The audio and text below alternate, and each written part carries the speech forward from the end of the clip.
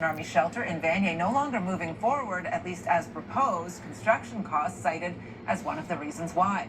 The shelter was to be built at 333 Montreal Road in Vanier, but after years of debate, appeals, and community pushback, the organization says it is reassessing the project entirely. CTV's Josh Morano joins us live with more on this. Josh.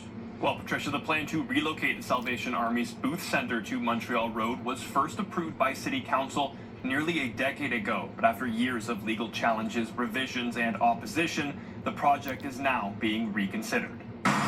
This property at 333 Montreal Road was slated to become the home of the newest Salvation Army shelter.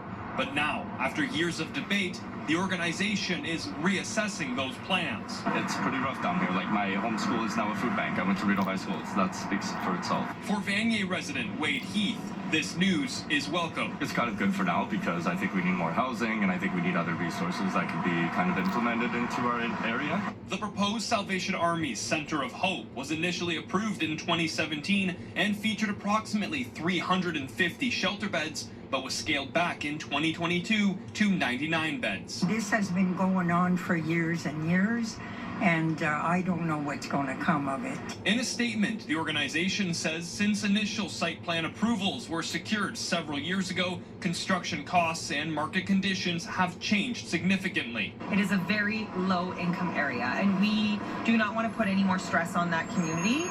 And we would love, for example, to have more family housing. The Salvation Army says there are internal discussions underway about next steps, with many in the area hoping to see temporary housing as opposed to another shelter. If you survey the population of shelter clients at Salvation Army, Shepherd's Good Hope Mission, there's not a lot of them from even Ward 12, and there's certainly not a lot of them that were born and raised downtown. So it begs the question why those services were put here in the first place.